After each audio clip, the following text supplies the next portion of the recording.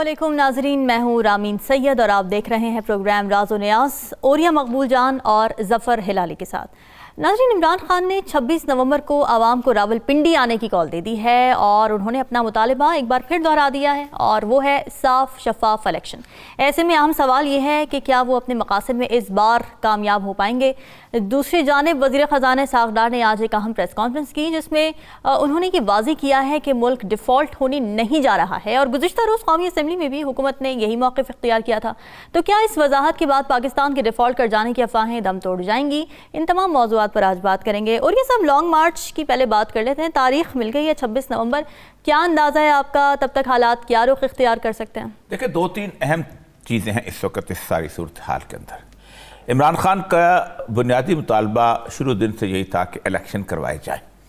उसकी वजह यह है कि ये मुतालबा उन्होंने 10 अप्रैल के बाद से शुरू किया था। अगरचे कि इमरान खान ने जब असम्बली तोड़ी थी तो उस वक्त जो इंतखाबात के अंदर गए थे और लेकिन 10 अप्रैल के बाद जो सूरत हाल बनी उसके बाद इमरान खान जो है वो बहुत ज़्यादा कॉन्फिडेंट हो गए कि अब अगर वो इलेक्शंस में चाहते हैं तो हम किसी न किसी तौर पर जो है हम जीत जाएंगे। कोई भी रास्ता नहीं, कोई और जीत ही नहीं सकता क्योंकि पॉपुलैरिटी का वो लेवल आ गया था। जबकि सिर्फ 6 माह कबल यही मुतालबा जो था पीडीएम की हर जमात का था, स्वाय पीपल्स पार्टी। पीपल्स पार्टी कहती थी कि इलेक्शन नहीं कराओ, नून लीग कहती थी, उसके बाद मौलाना फजल रहमान कहते थे, बाकी सारे लोग कहते थे। लेकिन इसके साथ साथ इमरान खान के उतरने के बाद जो अहम तरीन मुतालबा बीच में आया वो मुतालबा ये था कि पाकिस्तान में जो अगली तब्दीली हो रही है आर्मी चीफ की 29 नवंबर को 8-9 महीने के अंदर, उस तब्दीली के बारे में चेमगोइयाँ और गुफ्तगू शुरू हो गई। आप देखें कि वो बुनियादी तौर पर ढके छुपे अल्फाज में बात भी यही करते थे कि मैं वज़ीर आज़म हूँ, असम्बली का इजलास हो रहा है, उस असम्बली के इजलास के अंदर प्रेसिडेंट्स वैन आके बैठ जाती है। वज़ीर आज़म कौन है? इमरान खान। किसके हुक्म से आई? ठीक है, उसके साथ बाकी सारी की सारी अरेंजमेंट्स हो जाती है, किसके हुक्म से आई? अब बेचारा अरशद शरीफ यही कहते कहते तो बेचारा इस दुनिया से चला गया। वो कौन था जो ये सब कुछ कर रहा था? कौन था ये सब मैनेज कर रहा था? और आज भी पंजाब हुकूमत के अंदर यही सवाल दोबारा इमरान खान 8-9 महीने के बाद उठा रहा है, 7 महीने के बाद उठा रहा है कि मैं FIR दर्ज कराने गया हूं तो मेरी गवर्नमेंट है, सब कुछ। वो कौन है जो FIR को रोक रहा है? फिर वो मुलज़िम जो है जिसको छुपा के रखना चाहिए, टेररिज्म के जितने मुजरिम होता है उसके मुंह पर काला सा कंटोप डाल के वो लेके आते हैं ताकि पहचाने न जाएं, क्योंकि अगर ये पकड़ा गया है तो इसके साथी मुजरिम जो भाग जाएंगे, इसलिए उनको छुपाया जाता है। लेकिन उसकी वीडियो किसने लीक दी? जबकि हम यहाँ पर हमारी हुकूमत से सब कुछ है। तो इसका मतलब ये था कि वो बुनियादी तौर पर चाहते थे कि पाकिस्तान के अंदर एक ऐसी जो चेंज आ रही है उस चेंज को एक बताया जाए कि नहीं, आप कम से कम इंटरफेरेंस जो है कम से कम इन मामलात के अंदर, लेकिन ये मामला इंटरफेरेंस होगी नहीं होगी और बात। इमरान खान ने 26 तारीख को डेट दे दी। सेन रवैया ये है कि आज 1 या 2 दिन के अंदर आप अगर एक आर्मी चीफ जो है उसको अनाउंस कर दे तो फिर उसके बाद होगा ये कि उसके बाद आपको ये इशू जो है ये 26 नवंबर तक डेड हो जाएगा, जिसके ऊपर उन्होंने ख्वाजा आसिफ ने कहा भी है कि मंडे को आ जाएगा और बुध तक इंशाल्लाह फाइनल आ 1-2 दिन का कह रहे हैं। तो मंडे को मतलब 24 या 25 बनती है। असल फियर कहाँ से शुरू होता है? असल फियर ये होता है कि क्या पाकिस्तान के इस बड़ी चेंज के बाद पाकिस्तान का ये सारे का सारा सेटअप जो है ये बदला है कि नहीं बदला है? क्या ये चाहते हैं कि इसी तरह इसको पीडीएम को कंटिन्यू करवाया जाए और इस सिचुएशन को सपोर्ट दी जाए और फिर उसके बाद इमरान खान के लिए उसी तरह की मुश्किलात बनाई जाएं? ये है असल इशू 26 नवंबर का, क्योंकि इमरान खान ये समझता है कि अगर वही पॉलिसीज चलनी हैं, अगर वही सूरत हाल बननी है, अगर वही उसको तोशा खाने जैसे 2 नंबर किस्म के एक उसके अंदर घसीटा जाना है कि जिसके अंदर तस्वीर कोई भी बंदा जो कि बेसिकली जिसने हिलारी साहब की तरह या मेरी तरह नौकरी की हुई है उसको पता है कि ये एक फ्रॉड इशू है। तोशा खाने का जो इशू है उसको अखलाकी लेवल पे लिया जाता है, अखलाकी तौर पे दुरुस्त नहीं। तो इसका मतलब यह है कि ये घसीटना है। फिर ये इलेक्शन कमीशन तो इमरान खान ने 26 नवंबर की डेट, मुझे लगता है कि उस वक्त तक आर्मी चीफ का मामला हल हो चुका होगा। क्योंकि ये जो मुलाकातें हो रही हैं, इसहाक़ डार साहब जाके मिले हैं, ये हल हो चुका होगा। ये नए फ्यूचर वक्त की जो उसके होने वाली है। लेकिन 2 चीज़ें इमरान खान साहब ने इसके अंदर की हैं और 2 चीज़ें बड़ी ख़तरनाक हैं कि अगर तो पॉलिसीज़ कंटिन्यू कर रही है तो फिर इमरान खान के सर के ऊपर मौत का ख़तरा भी मंडरा रहा है। اچھا, اور انہوں نے بار بار اس کو کہا ہے. بالکل. آپ دیکھیں نا آج جو رپورٹ آئی ہے بلٹس فرام رائفل اور اسمال آرمز کل پی ٹی آئی ورکرز معظم, یعنی مسئلہ یہ ہے کہ انہوں نے اٹاپسی آئی ہے جو اس میں آیا ہے کہ جو معظم مرا ہے جس کے بارے میں عموماً یہ کہا جاتا تھا کہ اس نے فائر کیا تو فائر اس کو لگا, اس کے سر کو لگا ہے, اس پہ گولی اور طرح کی. تو اب یہ جو پوسٹ مارٹم رپورٹ ہے اس کے بعد دو طرح کی چیزیں کہ جی ان کے گارڈز نے اس کو دیکھتے ہوئے مارا. پہلی بات تو یہ ہے کہ اس پورا کا پورا انسیڈنٹ جو ہے آپ ذرا اس کو نا میں چاہتا ہوں کسی وقت میں یہاں پر بیٹھ کے آپ اس کو فریم ٹو فریم دیکھیں. اس فریم ٹو فریم کے درمیان گن مین اور گارڈ سمیت جو ہے گالیوں کی بوچھاڑ میں نیچے یوں جھک گئے اور اسی 10 سیکنڈ کے اندر وہ فائر ہوتا ہے, اسی 10 سیکنڈ کے فائر کے اندر وہ بندہ مرتا ہے. اس کا مطلب ہے کہ وہ گولی جو کہ سائڈ پہ لیفٹ پہ تھی یا رائٹ پہ تھی وہ ڈیفلیکٹ ہو کے آئی ہے یا ایک بچی ہوئی گولی اس بیچارے معظم کے کھاتے میں بھی آئی تھی. اللہ کا شکر ہے کہ باقی جو نیچے کھڑا ہو کراؤڈ نہیں مرا. اس کا آسان طریقہ ہے, ان ساروں کی رائفل سب کو موجود ہیں, وہ سیکورٹی گارڈ جو ہیں وہ عمران خان کے ذاتی نہیں ہیں, کمپنی کے ملازم ہیں, یا اس کے بعد پولیس کے بعد ان کی بندوقیں لے کے اس کے بعد سارے کا سارا فورینسک ہو جاتا ہے. کیونکہ جب گولی نکلتی ہے نا جی تو گولی نکلتی ہے تو جو گن ہوتی ہے نا اس گن کے اندر اس کا گن پاؤڈر رہ جاتا ہے. آپ کتنے سالوں کے بعد بھی اندازہ کر سکتے ہیں کہ اس کے اندر سے کب فائر ہوا تھا لاسٹ. بالکل. ہلالی صاحب, اب عمران خان نے 26 نومبر کی تاریخ دے دی ہے اور ڈیسٹینیشن ہے راول پنڈی. آرمی چیف کا معاملہ حل ہو جانا کافی ہوگا تب تک, یا پھر الیکشن کی تاریخ لے کر ہی عمران خان مانیں گے؟ ہاں, ویری گڈ کویسچن, بڑا اچھا سوال ہے آپ کا. مگر میں اس سے پہلے کچھ سیٹنگ دکھاؤں آپ کو, سیٹنگ میں کنوے کروں. سیٹنگ کیا ہے؟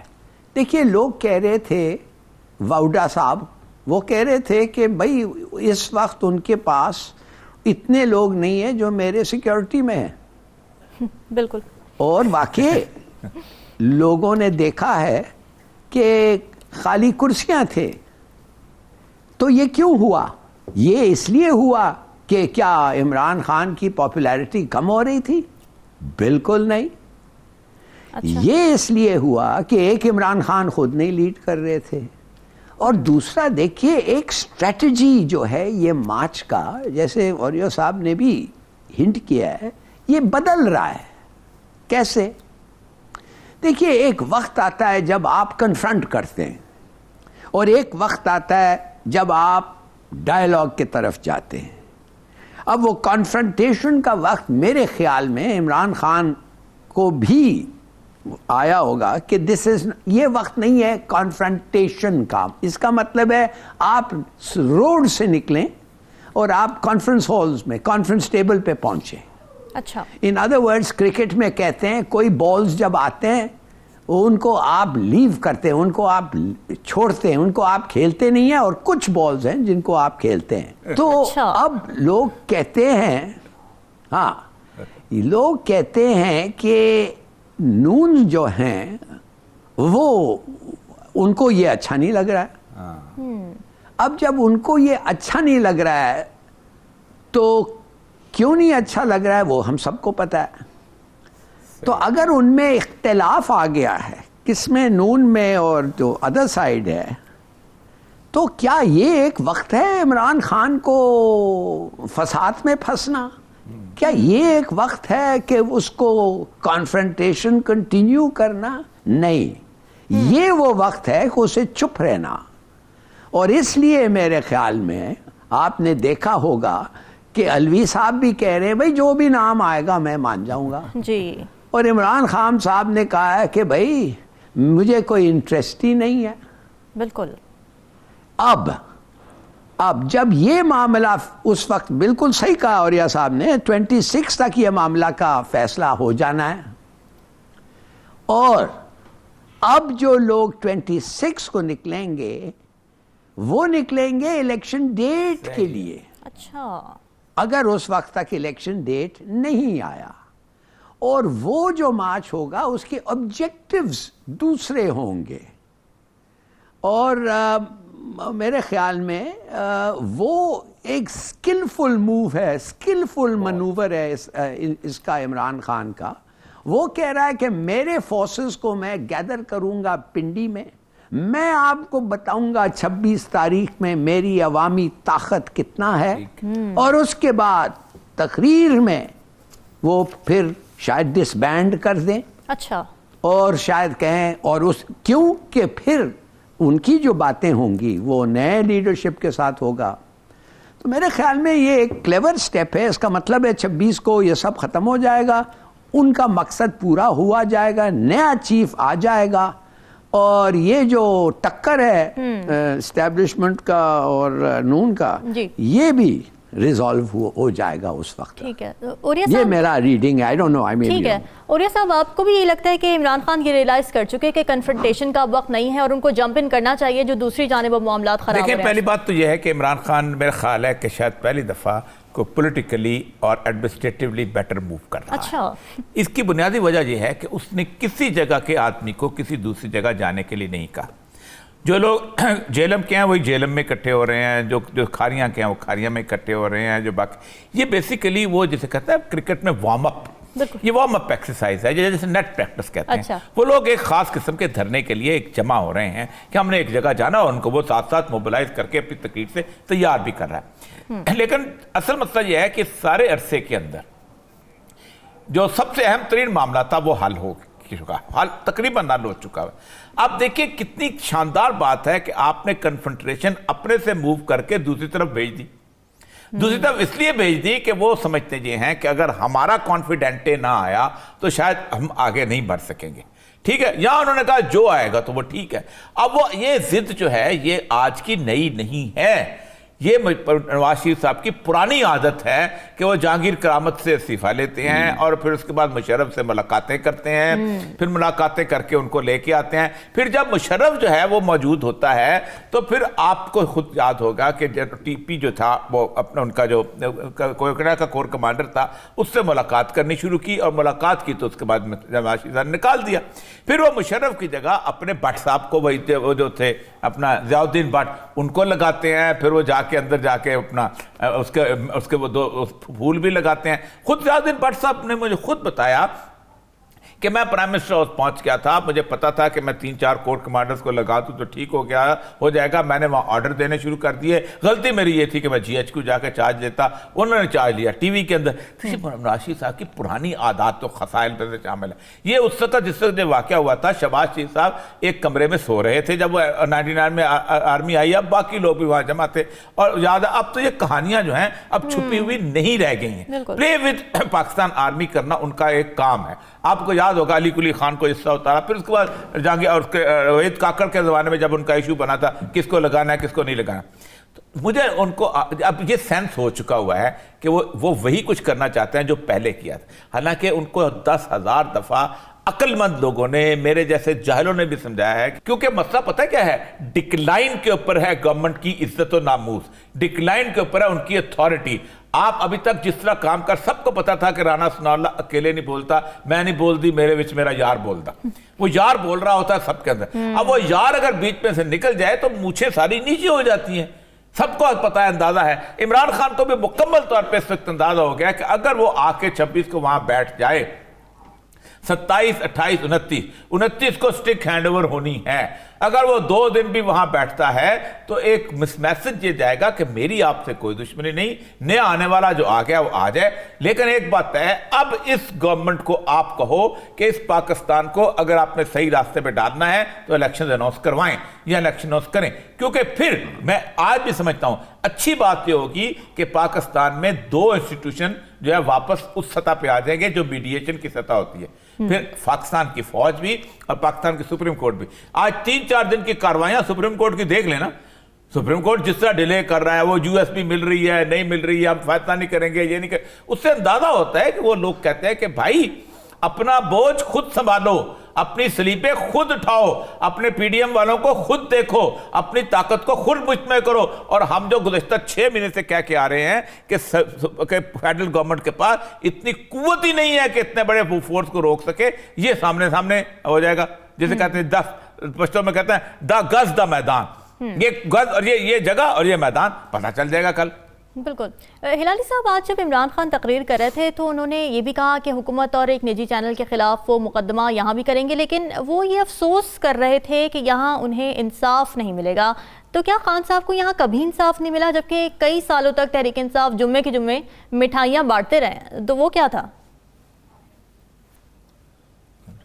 देखिए मेरे ख्याल में कि जब किसी का पल्ला भारी नहीं होता है, जब पल्ला कमज़ोर होता है, तो वो फिक्र करता है कि शायद इंसाफ उनके साथ जाएं जिनके पास ताकत, और हर वक्त इंसाफ ऐसा ज़्यादातर रहा है कि जो ताकतवर है उसके फेवर में गया है। तो मेरे ख्याल में, मैं समझता हूँ कि ये कोई सरप्राइजिंग बात नहीं है। मैं इस चीज़ पे हैरान हूँ कि ये तोशा खाना का जो डिस्ट्रैक्शन है ये और कुछ नहीं है, सिर्फ डिस्ट्रैक्शन है, और हमारे मुल्क को, हमारे लोगों को, हमारे लीडर्स को भी मेरे ख्याल में ये एक चीपन करता है। सर, वो कल 2 घड़ियां और सामने आ गई थी। ये घड़ियां जो हैं, देखिए सीधी सादी बात ये है, ये घड़ियां जो हैं दे बिलोंग टू तोशा खाना उस वक्त तक जब आप जितना फीसद है वो देते हैं। जब आप वो फीसद दे देते हैं, 1 दिन में देते हैं, 10 दिन में देते हैं, पता नहीं 3 महीना है आपके पास, मैं बता रहा हूं आपको, मैंने निगोशिएट किया है अपने घड़ी के लिए। जब वो घड़ी आया था वो इतना महंगा था कि मैंने कहा फॉर गॉड सेक इसको वापस ले जाओ। फिर उन्होंने एक नुक्स देखा घड़ी में, वो क्या नुक्स, क्या ये होलसेल प्राइस है कि रिटेल प्राइस है? फिर उन्होंने कहा ये रिटेल प्राइस है तो लिहाजा होलसेल होना। वो जब उन्होंने कुछ कम किया, मैंने कहा अभी भी बहुत महंगी है मेरे लिए। तो आखिर में कोई पता नहीं कितने हज़ार की थी, मैंने 70-80, मैंने उसको कोई 20 के लिए पे, इसलिए उन्होंने कहा कि इसका एक चीज़ काम भी नहीं कर रहा है, वो उन्होंने कम करते गए। मैं तो 3 दफ़े कहा रख लो, मुझे नहीं चाहिए ना मेरे पैसे। आप यकीन करें फेडरल सेक्रेटरी उस वक्त 18,000 रुपया लेता था महीने को। सही कहते। तो आप सोचिए किधर से उसके पास ऐसे पैसे आते थे। वो घड़ी जो अब तक मेरे पास है, होगा मैंने है वो तो what is the big deal? एक घड़ी है जिसको आप पैसे जो वो मांगते हैं इकट्ठा करके दे दें, वो रिसीट देते हैं, और आपकी घड़ी जो मर्जी आप करें, फुटबॉल खेलें, किसी को बेच दें, जो मर्जी आप करें। उसने जितना फीसद है क्या दिया, अगर दिया उन्होंने वसूल किया, एक रिसीट मिला और बस घड़ी उसकी हो गई। अब वो जो भी करे। अब आप टेस्ट की बात करें, क्या अच्छी बात है, नहीं है, टेस्ट है, ये वो अलग बात है, मगर ओनरशिप हैज पास। वो जो भी करे, इट्स हिज वॉच। और ये साहब आप भी एग्री करते हैं इस बात से कि मॉरल इशू ये बनाया जा रहा है? पहली बात क्या है, ये मोरालिटी इमरान खान के साथ क्यों है? ये शौकत अजीज के साथ क्यों नहीं है? 1000 के करीब वो ले गया। ये नवाज शरीफ के साथ क्यों नहीं है? ये उसके साथ क्यों नहीं है? अच्छा, हमेशा कहा जाता है कि ये इमरान खान रियासत मदीना की बात करता है, इसलिए हम कहते हैं ओ भाई तुम अबू जेल की रियासत कायम करना चाहते हो, तुम फिरौन की रियासत कायम करना चाहते हो, तुम नमरूद की रियासत कायम करना चाहते हो, तुम भी तो रियासत मदीना की बात करते हो। जमात इस्लामी जो आज बातें करती है, उसने इस्लामी इनकलाब करा के पाकिस्तान के हर नौजवान को जनाब उसका गला बिठा दिया था। फजल रहमान, रब की धरती, रब का निज़ाम, किताब का निशान होता है, ये कुरान पाक है, इसको हम वोट देंगे। अच्छा, नून लीग, हम इस्लामी निज़ाम नाफिज करना चाहते हैं, IGI बनाई, अपने ये किया वो किया। पीपल पार्टी भुट्टो का मंशूर था, इस्लाम हमारा दीन है, सोशलिज्म हमारी मैशत है, जमहूरियत हमारी सियासत है, ताकत का चश्मा अवाम है, ये 4 चीजें भुट्टो ने दिए थे। तो इसका मतलब यह है कि आप समझते हो कि इमरान खान वाहिद आदमी है जिससे अखलाकियात का मुतालबा किया जा सकता है, बाकी सब बदअखलाक है। इसका मतलब है बाकी सब उस मकाम पे पूरे नहीं उतरते कि आप उसका मुतालबा करो। ये मुतालबा आपने नवाज शरीफ से जरदारी से क्यों नहीं किया? क्योंकि आप अंदर खाने आप ये समझते हैं कि इनसे आप मुतालबा करेंगे तो लोग हंसेंगे, लोग कहेंगे किन लोगों की बातें करते हो, ये लोग तो वो है कि जो पूरे का पूरा जिसे कहते हैं, मैं अब क्या बातें करूं, कभी मैं मीडिया का सेक्रेटरी होता था, आप सोच नहीं सकते कि जिस तरह नवाज शरीफ साहब ने गिडानी शिप ब्रेकिंग को तबाह किया है अपनी इसको लाने के लिए, अपनी मिल को आगे लाने के लिए, और जिस तरह पूरे बलोच थे वो रोते थे कि यहाँ रोज जहाज आके दुनिया की सबसे बड़ी शिप ब्रेकिंग इंडस्ट्री आपने तबाह बर्बाद कर दी। तो लोग कहते हैं जो जहाज से जहाज खा जाते हैं उनके लिए घड़ी की क्या जरूरत? इसलिए इमरान खान उनके नजदीक अखलाकी तौर पर एक बेहतरीन मकाम पे है, एक बेहतरीन सतह पे है, इसलिए उससे मुतालबा करते हैं, इसलिए वो बात करते हैं अखलाकियात। वरना तोशे खाने की तो बात हुई, पाकिस्तान में 10,000 लोग हैं तोशा खाने से चीजें लेते हैं, फेडरल सेक्रेटरी उनके मौजूद हैं। ये भी यस, ये भी बात छोड़ दें बीबी, ये भी बात छोड़ दें घड़ी घड़ी, वो गाड़ियां जो आए थे वो तो गैर गाड़ियां कानूनी। किधर हैं भाई? सही। वो तो अगर गैर कानूनी है तो इसको आप डिस्प्यूट करके हेडलाइंस दे रहे हैं। वो गैर कानूनी जिनका एक भाई बैठा हुआ है प्राइम मिनिस्टर, उसको तो फिर गैर कानूनी पकड़े ना। मैं तो हैरान हो गया हूं कि ये एक पॉसिबल इरेगुलरिटी है, वो तो एक डेफिनेट क्राइम है, ठीक। आप उसको नहीं देखते। ये किस किस्म की फेयर प्ले हो रहा है इस मुल्क का, मुझे समझ नहीं आ रही है। लाड साहब, इसमें सबसे बदकिस्मती पाकिस्तान का मीडिया कर रहा है। पाकिस्तान का मीडिया जानबूझ के इस तरह, अब देखिए आप अंदाजा करें कहां से, मतलब मैं ये ऐनक है मेरी, मैं ऐनक पाकिस्तान में एक बंदे को भेजता हूँ, उसके बाद वो बंदा जाकर दुबई चला जाता है, दुबई में एक और बंदे को भेज, एक आदमी कहता है यार मुझे तुम 10 लाख रुपए की दे दो ऐनक, माना कि मैंने 5,000 की खरीदी, आके कहता है मैंने 10 लाख खरीदे, उसमें मेरा क्या कसूर रह गया भाई? ठीक है, डिस्कशन को नाज़रीन यहीं से आगे बढ़ाएंगे। वक्त हुआ एक ब्रेक का, स्टे विद अस।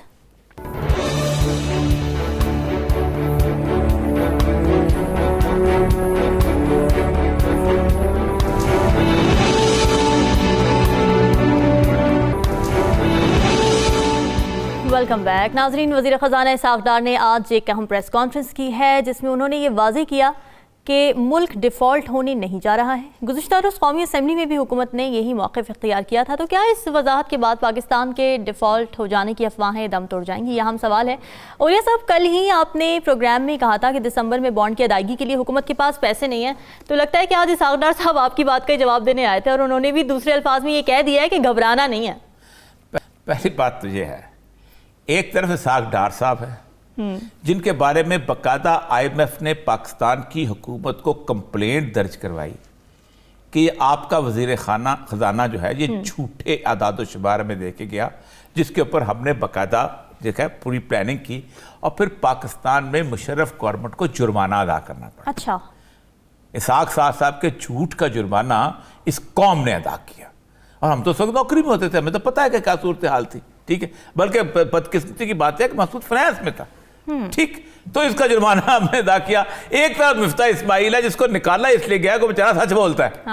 वो बेचारा, आप खुद सोचिए, आप मिफ्ता इस्माइल के, मैं चाहता हूँ कभी कि आप उसके निकाल लें अपना वो जो उसके प्रेस का, यार मैं क्या करूं, मसला ही ऐसा है, यार मैं क्या करूं, हालात ही खराब हैं, यार मैं क्या करूं, यार भाई हाँ हमने किया था, गलती की थी। ये बातें एक सच्चे आदमी की अलामत होती हैं। तो कह रहा है कि यार हालात खराब है मेरे साथ, ऐसे आदमी के साथ कोऑपरेट करने को जी भी चाहता है, ठीक। अब सूरत हाल यह है कि ये उसका जो आर्टिकल है, ये आर्टिकल मिफ्ता इस्माइल पहली दफ़ा ये शख्स नहीं जो बोल रहा है, ये आर्टिकल पाकिस्तान के अखबारात में, पाकिस्तान के मीडिया में, इंटरनेशनल मीडिया में पाकिस्तान का अपने इलाके के मुल्कों के साथ कंपैरिजन जो है ये गुज़श्ता 10-12 साल से हो रहा है।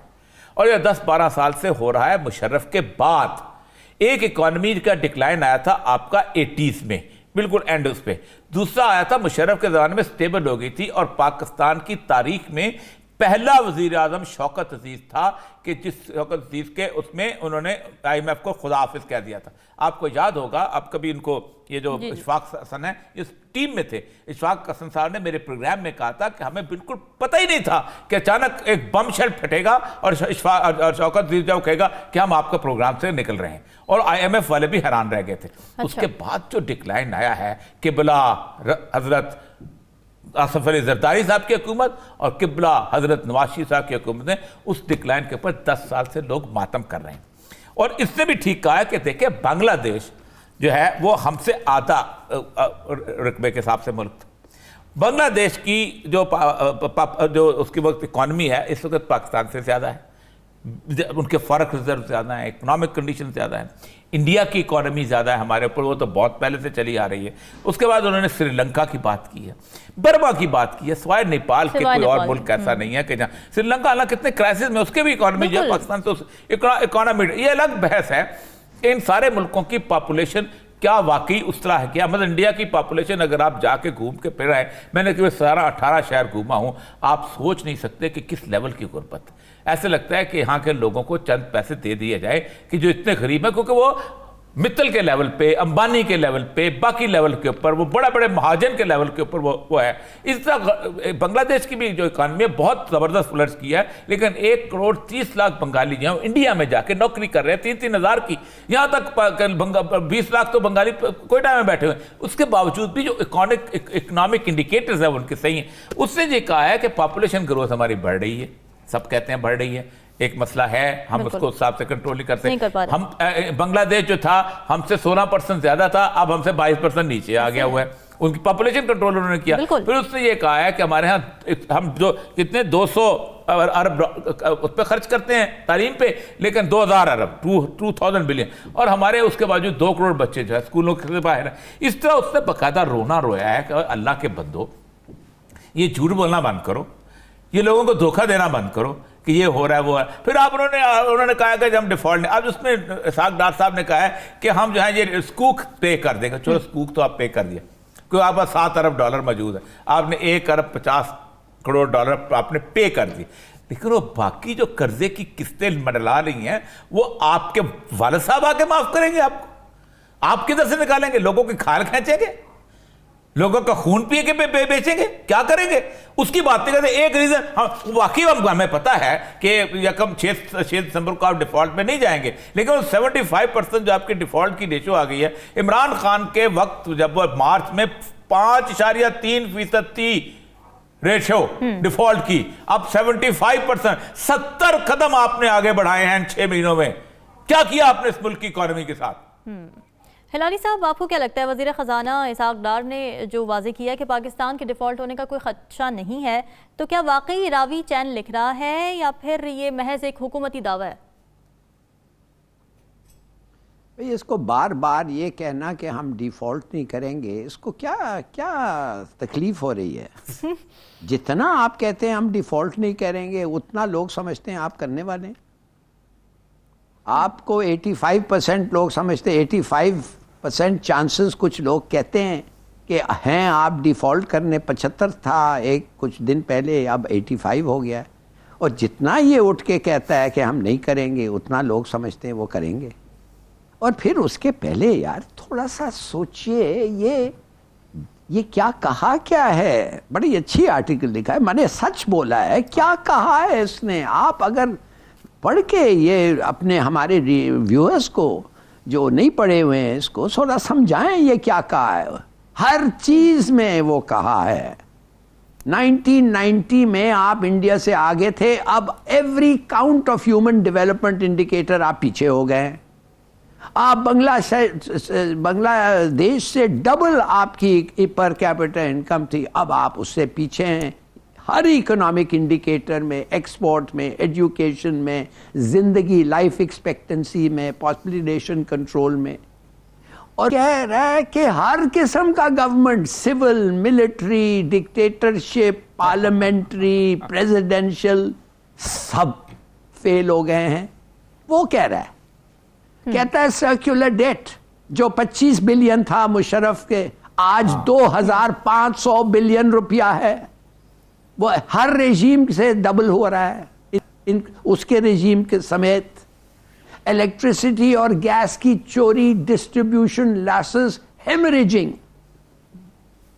और वो क्या कह रहा है, इसका वजह क्या है? इनएफेक्टिव गवर्नेंस और पैथेटिक इकोनॉमिक पॉलिसी।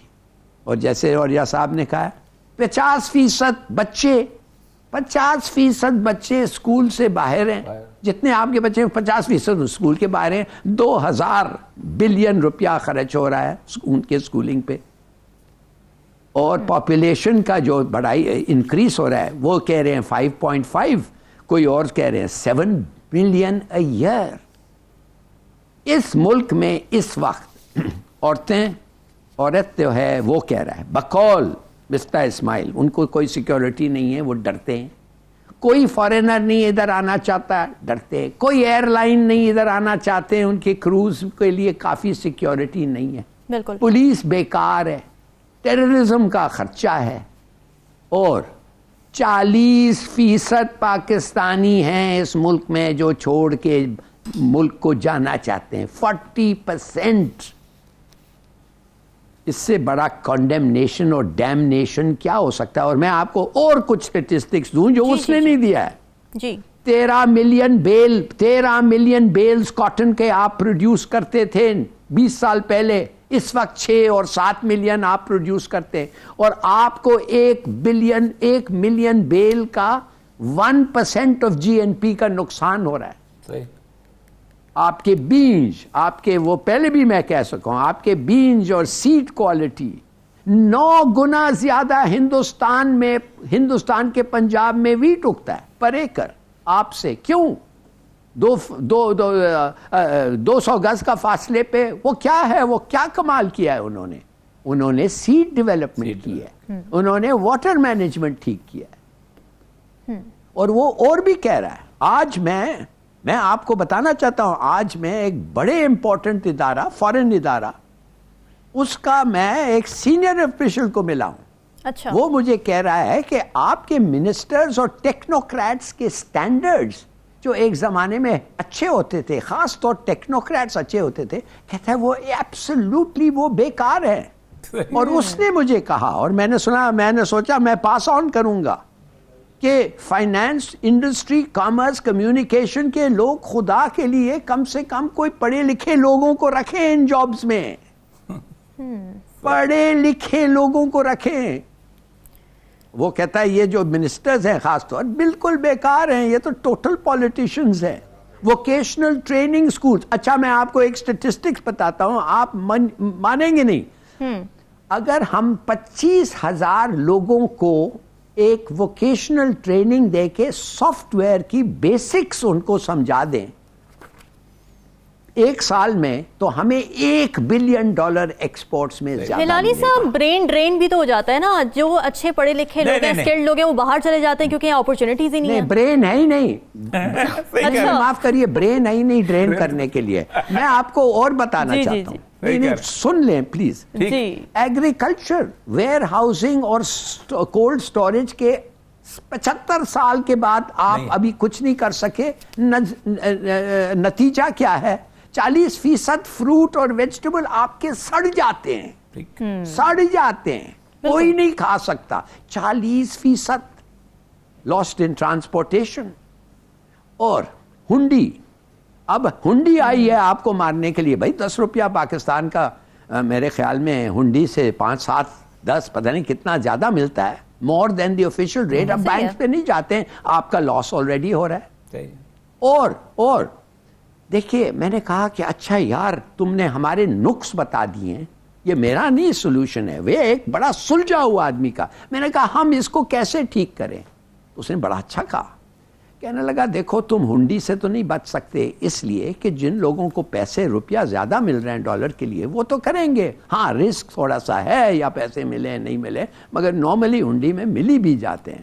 اس نے کہا کہ تم جو لوگ اس ملک میں پیسے بھیج رہے ہیں انویسٹمنٹ کے لیے, 30% زیادہ دو ان کو ایکسچینج ریٹ, آفیشلی زیادہ دو. کہو تم انویسٹمنٹ کے لیے آ رہے ہو پاکستان میں, ہم تمہیں 30% زیادہ پیسے دیتے ہیں, جو بھی تمہارے کو بینک, اور مور دین دا ہنڈی ہم دیں گے.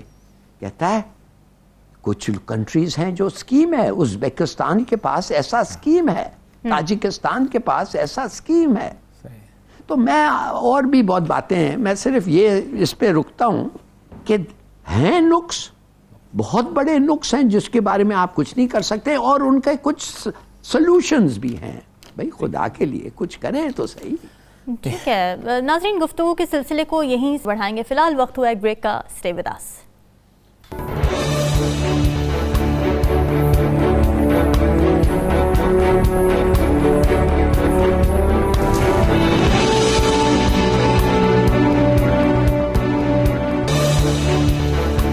ویلکم بیک ناظرین. وزیر خزانہ اسحاق ڈار نے آج اہم پریس کانفرنس کی تھی. انہوں نے ملک کی معیشت کو لے کے کچھ کلیریفیکیشنز دی ہیں. انہوں نے یہ کہا کہ پاکستان پہلے کبھی ڈیفالٹ نہیں ہوا اور آئندہ بھی نہیں ہوگا. انہوں نے یہ بھی کہا کہ ایسی افواہیں ملک کے لیے نقصان دہ ہو سکتی ہیں. اوریہ صاحب, آپ سمجھتے ہیں کہ افواہوں کا بذات خود معیشت پر نیگیٹو اثر ہوتا ہے؟ میرا خیال ہے اسحاق ڈار صاحب کو بالکل گفتگو نہیں کرنی چاہیے. और सीरियस काम कम से कम गवर्नमेंट्स को करना है। हिलाली साहब ने इतनी खूबसूरत बातें की हैं, सच्ची बात है, बिल्कुल महव था। मैं भारत गया था तो भारत में आप जो उन्होंने बताया 9%, 9 गुना ज़्यादा यील्ड है, क्यों है? आप 3 चीज़ें आप लीजिएगा और अपनी गलतियां देखें। उन्होंने कहा कि मैंने कहा तुम्हें इतने ज़्यादा गांव में रहते हो, तुम्हें क्या? उन्होंने कहा 2 चीज़ें। एक तो उन्होंने हमें बिजली जो है वो मुकम्मल तौर पे फ्री दे दिया किसानों को कि आप बिजली इस्तेमाल करें, आपसे हम पूरी की पूरी इंडिया खाना खाता है। यानी ये जो पाकिस्तान में पंजाब है, यहाँ से एक ज़माने में पूरे इंडिया को खला जाता था, अब वहाँ से जा रहा है। एक दरिया हमारे पास है, उनके पास नहीं है। उनके पास सतलुज और ब्यास का एक दरिया है, उसके अलावा नहीं। दूसरा उन्होंने कहा कि सबसे बड़ी बात यह है कि हम सड़क जो है उन्होंने दे दिया, हम एक सब्जी उगाते हैं, उस सड़क के ऊपर रिफॉर्म्ड मार्केट रोड, हम फौरन उसको मार्केट के अंदर ले जाते हैं। आप सोचें कि आप वहाँ अमृतसर से चलें और दिल्ली तक जाएं, पूरा पंजाब क्रॉस करते हुए, आपके रोड के ऊपर कोई दुकानें शुकानें, होटल मोटल, ये वो प्लाजे मुलाजे ये नहीं है जो आपने अपनी जीटी रोड का तबाह बर्बाद कर दिया हुआ। उन्होंने कहा पीछे रहो, जीटी रोड अपने उस इलाके के अंदर रहो। कहता है मेरी बात सुने, बिजली दी मदानी, वो जो नहीं होती आप जिसे क्या कहते हैं, वो जो अपना जिससे जूस बनाते हैं, कहता है वो मुझे घर में मिल जाती है। अच्छा। तो मैं दिल्ली क्यों जाऊंगा, मैं अमृतसर क्यों जाऊंगा, मैं अपने घर में रहता। एक तो वहां पर सबसे इंपॉर्टेंट, फिर उन्होंने सीड अपना डेवलप किया, फिर उन्होंने बकायदा उन किसान, अभी ये मोदी के खिलाफ जब सिचुएशन शुरू हुई है, पूरे इंडिया ने किसानों का साथ दिया। क्या आप ये नहीं कर सकते? ये ब्रेड बास्केट है। दूसरा, पाकिस्तान में फ्रूट्स के हिसाब से 3 बुनियादी फ्रूट्स ऐसे हैं जिसकी पूरी दुनिया में मांग है, आपका सेब, आपका आम और आपका किन्नू। जिस मुल्क के बंदे से बात करते थे वो कहते थे कि हमारा ताजर वहां आके ये नहीं देख सकता कि ये आम जो है ये और ये छोटा वाला आम, इनके फर्क ग्रेडिंग कहते हैं उसको। अच्छा। स्टोरेज तो बात की बात करो, ये अच्छे किन्नू और बुरे किन्नू में अलहदगी नहीं करते। अच्छा। ये अच्छे सेब और बुरे सेब में अलहदगी नहीं करते। कोल्ड स्टोरेज उस जिम्मेदार ने बनाना है और हुकूमत ने बनाना है, आपने बनाना है। वहां सड़कें गांव तक आई और शहर तक। यहां क्या हुआ, यहां लाहौर में मोटरवे बनाओ, लाहौर से पिंडी तक मोटरवे बनाओ। आपने मोटरवे बनाई, आपने दोनों तरफ जितने भी गरीब लोग थे उनको वहीं रहने दिया, ना वहां बिजली, ना वहां पानी, ना वहां आपको स्कूल, ना वहां अस्पताल। आपने 1 करोड़ भूखे नंगे एक तरफ और 1 करोड़ भूखे दरमियान में आपने मोटरवे निकाल दी, आपने मेट्रो बना दी, आपने ऑरेंज ट्रेन बना दी, आपने गरीबों से कपड़े उतारे और अमीरों को दे दिए। आप खुश हैं? ओ मियां साहब, मियां दिनारे वजनगे क्यों नहीं वजनगे? इसलिए कि लाहौर शहर से वजने हैं और लाहौर शहर में आपने जीतना है। आपने पूरा पंजाब तबाह बर्बाद कर दिया, सिखाते हैं इस तरह आपने सिंध तबाह कर दिया। आपने चलो कराची भी नहीं बनाया यार, खुदा का खौफ करो। ये वैक्सिंग, ये सूरत। फिर आपकी मुकम्मल पूरी ट्रेडिशन थी, इंडियन ट्रेडिशन सिस्टम जो था नॉन फॉर्मल एजुकेशन पे बेस करते था। लाइटनर की किताब उठा के देखें, आपने उसको तबाह किया। आपने स्कूलिंग, 67% बच्चे प्राइवेट स्कूलों में जा रहे हैं, पैसे दे के जा रहे हैं। दुनिया में प्राइमरी एजुकेशन जो है ये हुकूमत की जिम्मेदारी होती है। आपने खुद तबाह किए, आपने खुद सत्यानाश किया। हिलाली साहब जानते होंगे कि आपकी टेक्नोक्रेट कौन है? बड़े बड़े फैक्ट्रीज की बीवियां हैं, एनजीओ बनाई हुई हैं, इस्लामाबाद में बैठी हुई हैं। उनके घर जाकर देखें, उनके अंदर पैसे आ रहे हैं। ये donor support fund, Shah Mushahid साहब की हमशीरा, उसकी सरबराह तहसीन सैयद साहबा जो थी, वो किसको पैसे जा रहे थे? ये एम्बेसीज किनको दे रही होती हैं? और वही एनजीओ जो हैं, वो सेक्रेटरी साहब वहाँ बैठे होते हैं, पेट्रोलियम का सेक्रेटरी, यार मेरी बीवी आ रही है और उसका वो सुन लेना, उसको तुम उस पर रख लेना अपना वो जो होता है कंसल्टेंट के तौर पर। वो एक सेक्रेटरी की बीवी दूसरी सेक्रेटरी बस कंसल्टेंट होती। और बात बिल्कुल ठीक है जफर लाल साहब की कि टेक्नोक्रेट भी मारा तबाह हो गया। क्यों? टेक्नोक्रेट चुनता कौन है? एक एजेंसी वाला फोन करता है, यार हम इंटरिम गवर्नमेंट बना रहे हैं, और ये साहब आपने आना है कि नहीं आना? और ये साहब को क्या पता है अपना इकोनॉमी क्या होती है? लेकिन और ये साहब को इकोनॉमी, आपने अपना क्या नाम है उनका, अरशाद खानी साहब, आपने वजीर आना है, आर निजामी साहब आपने वजीर आना है, फलाने आपने वो 60 दिन के लिए, नजम सेठी साहब आपने वजीर आना है, आपने वजीर आला आना है। वो भाई टेक्नोक्रेट भी तो लाओ, तो कुछ ठीक लाओ। टेक्नोक्रेट लाने के ऊपर एफए पास बंदे रखे होते हैं आपने, जो उनको चुनते हैं, जो उनके लिए उनका दम भरते हैं। ٹھیک ہے. آپ سوچ نہیں سکتے ایسے ایسے جاہلوں کا دروازہ کھٹکھٹاتے ہیں انٹرم گورنمنٹ کے وقت, ٹیکنوکریٹ کی گورنمنٹ کہ جن کے نیچے آپ ذہین ترین لو. ایک زمانہ تھا کہ فیڈرل سیکرٹری جو ہوتا تھا یا پروونشل سیکرٹری جو ہوتا تھا وہ خود بریفنگ دیا کرتا تھا. پھر اس کے بعد کنسلٹنٹ آ گئے, کنسلٹنٹ کو کہتے ہیں تم دو, اب تو اس سے پوچھ کے دیتا تھا. اب تو وہ کہتے ہیں ہاں جی کنسلٹنٹ صاحب آپ ذرا بتائیں. وہ پورے کے پورے چیف منسٹر کا اور نان چیف منسٹر کو شرم آتی ہے, نہ اس کو وزیر اعظم کو خرچ شرم آتی ہے. یہ سیکرٹری رکھا کس لیے ہوا تم نے؟ بھیجو اس کو گھر. بالکل بڑا اہم بھیجو گھر اس کو. بڑا اہم پوائنٹ ہو گیا صاحب. ہلالی صاحب کو ایک کامنٹ کر دیجئے. مفتاح اسماعیل صاحب نے آج جو ایک آرٹیکل لکھا ہے تو اس میں جو انہوں نے نقشہ کھینچا ہے وہ یقیناً قابل تشویش ہے, لیکن گڈ گورننس کیسے ممکن ہے جبکہ مفتاح اسماعیل خود بھی کچھ عرصہ معیشت سنبھالتے رہے ہیں, وہ کیوں کچھ نہیں کر سکے؟ نہیں, آئی تھنک یہ تو بڑا انفیئر ہوگا کہنے کہ مفتاح اسماعیل اکیلا کچھ نہیں کر سکا لہٰذا اس کی بھی ذمہ واری ہے. نو, I think Miftah Ismail finance minister تھا اور یہ آرٹیکل جو اس نے لکھا ہے کوئی 2 ہفتے پہلے 1 مہینہ پہلے تھا تو وہ بتاتا ہے کہ اس کے خیال اور سوچ کیا ہے. مگر آپ مجھے بتائیں بھائی خدا کے لیے یہ ایک چیز بتائیں, 10 سال پہلے 20 سال پہلے 13 ملین بیلز آپ کے کپاس کے ہوتے تھے. 13 ملین بیلز. اس وقت کیا ہے 6 ملین یا 7 ملین. اور ہر ملین بیلز کی جو لاس ہوتا ہے وہ 1% GNP کا لاس. کام روزگاری کیوں بھائی, یہ کدھر ہے سیڈ ڈیولپمنٹ, یہ ییلڈز ڈیولپمنٹ. دیکھیے میں صرف یہ کہنا چاہتا ہوں آپ کو کہ یہ ایسا نہیں ہے کہ لوگوں کو پتہ نہیں تھا, لوگوں کو پرواہ نہیں تھا. They did not care. واہ.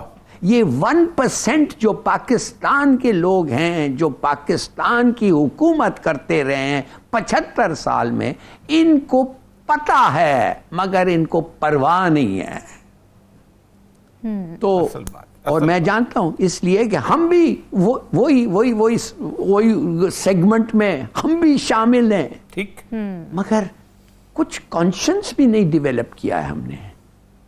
بی یہ حالت ہے ہماری کہ سب سے پوش ایریا کراچی میں ڈیفنس, ہر ٹریفک لائٹ پہ اس لیے نہیں کہ لوگ بیچارے کوشش نہیں کرتے ہیں, ان کو پکڑ کے گاڑیوں میں لے جاتے ہیں, مگر ہر ٹریفک لائٹ پہ 10-12 غریب ماں بیٹی میاں معذور.